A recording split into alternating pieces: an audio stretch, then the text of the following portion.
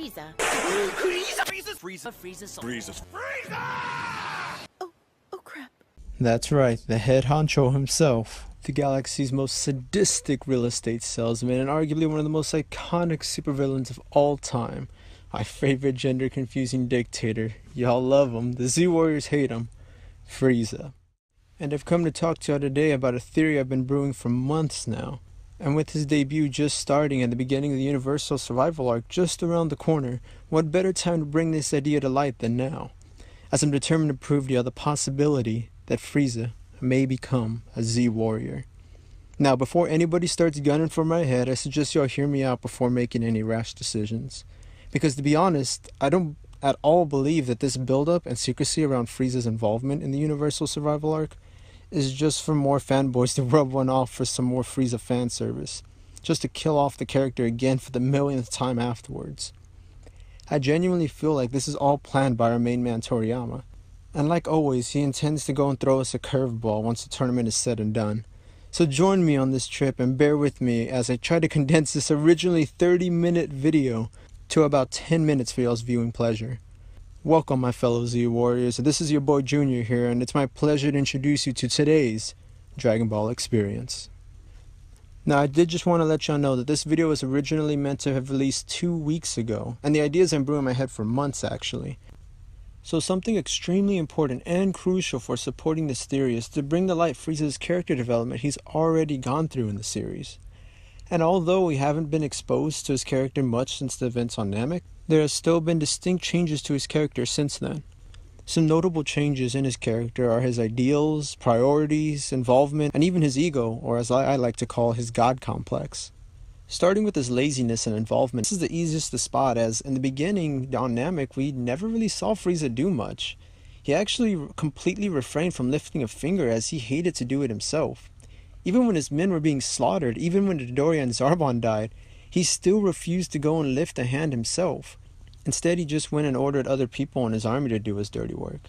As a matter of fact, Vegeta was on the planet and Frieza was well aware of this. And at the time, it's important to remember that Frieza, as far as he was aware, Vegeta still had his tail. And if that was the case, Frieza was full aware that Vegeta could still go Zaru form, and with that ×10 multiplier could easily clean up all of Frieza's henchmen, even the Ginyu Force. Yet for some reason he still felt it unnecessary for him to lift a hand. That is until he's literally the last person on Namek from his army, which of course then prompts him to go and battle the Z-Warriors, but he still did not want to have anything to do with it. Fast forward to when Trunks arrives, it's now very evident that Frieza actually takes more priority in his own involvement in the matters. Instead of destroying the planet like his father suggests, Frieza actually demands that he goes and battles Goku and the other Z-Warriors, which is surprising considering that he was so much more willing to just have everyone die on the spot if possible rather than actually have to go and fight. Looking towards Fukkatsu no F, it's very clear that several things have changed regarding his laziness. For one, it's almost completely diminished as not only does he train for the first time in his life, but also he decides again not to destroy the planet and is willing to go and fight before all his people are even killed. Now, while some people may chalk it up to Frieza being well aware of the Z-Warrior's power, keep in mind that he was still well aware of this when back on Namek, Vegeta could have still possibly had his tail as far as Frieza knew, which Frieza is already well aware means that he could destroy his entire army. Another important change with Frieza's character is his ideals and priorities, as they vastly changed ever since the events on Namek.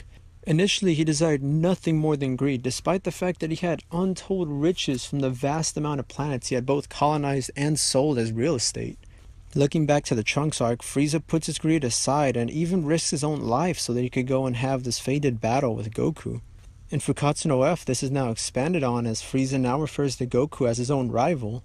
Knowing very well he could just spend the rest of his days happy and carefree at some corner of the universe, he instead demands that he needs to go and have another battle with Goku, now marking it up to a rivalry, which is something extremely important to note because all other great villains that have become good guys, Tien, Piccolo, Vegeta, and this is because they put their own priorities and ideals aside to go and put Goku at the top list, which ties into the most important fact of Frieza's character development. His change in ego allows for him to see others as not beneath him but instead a match, if not greater than him, which allows for him to become more reasonable as he no longer sees somebody as beneath him but instead as an equal, at least in terms of power and strength. Initially, Frieza's lack of involvement was actually because of his ego. Because of this god complex that he has, he always viewed everyone as beneath him. No one was a challenge, so no one was worth his time. But as a rivalry kindles with him and Goku, now not only is he more reasonable and actually being able to be spoken with, as we've seen in the recent episode, but this also entails the fact that Frieza can now go through even greater development. A drastic development, actually, which I believe is going to happen in the Universal Survival arc. Now, I'm not sure if everyone here is familiar enough with One Punch Man to get this aspect.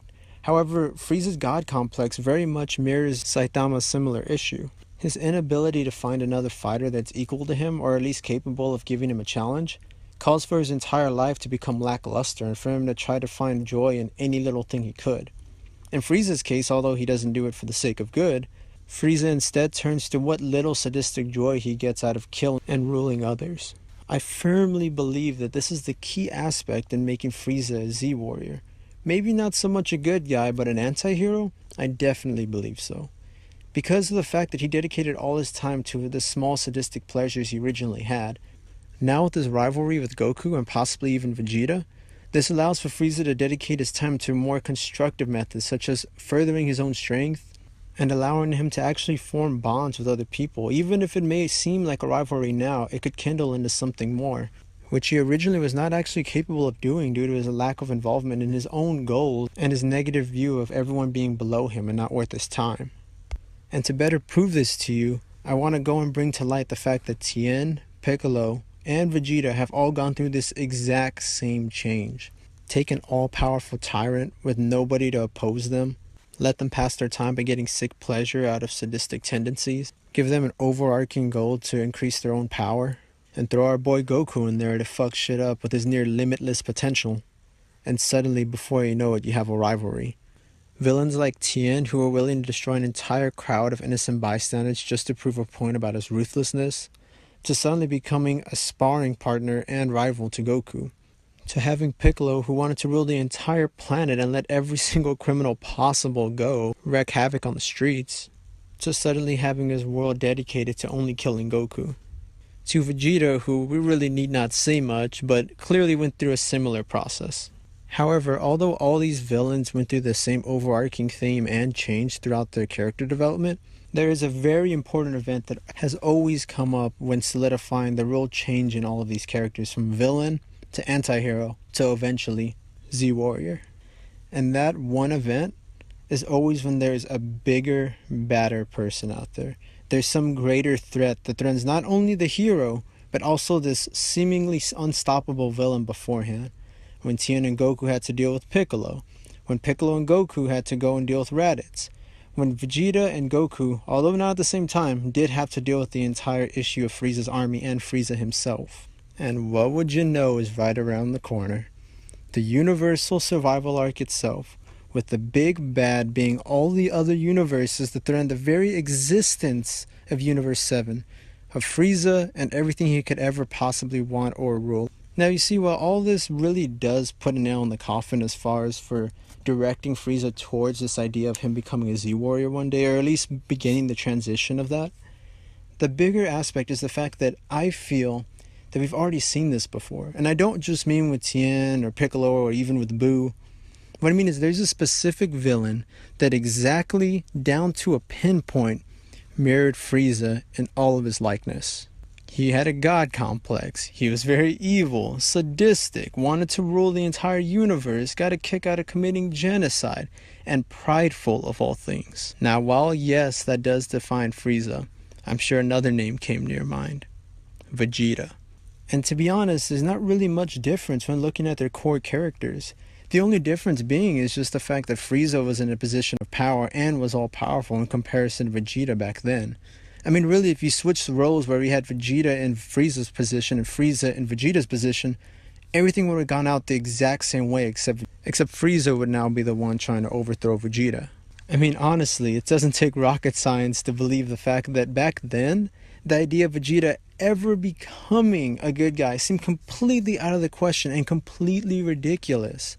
I mean, it was heresy. You couldn't say something like that. But now, it's so plain and clear to see just how much he's changed. And Frieza, being the big bat that he is, could easily undergo a similar experience. especially with him having to go and battle it out alongside everyone who he originally faced and more. So I ask y'all, do you still think it's impossible for Frieza to one day become a Z-Warrior? Maybe not necessarily a good guy, but an anti-hero one day? I do not at all think it's out of the question, but tell me what you think. Reach out to me in the comments, I promise I'll read them. I definitely want to hear your feedback, as not only does it help me, but we're also all part of the same community. You have a valid point just as much as I do. And so, at the expense of maybe cutting this off a little short, I did just want to thank all of y'all for tuning in. And also, keep in mind that this originally was going to be a 30-minute video, but it was too much information and I didn't want to just give y'all a history lesson. So I bid you adieu, my fellow Z-Warriors. This has been your boy Junior here, and I hope you enjoyed this Dragon Ball experience.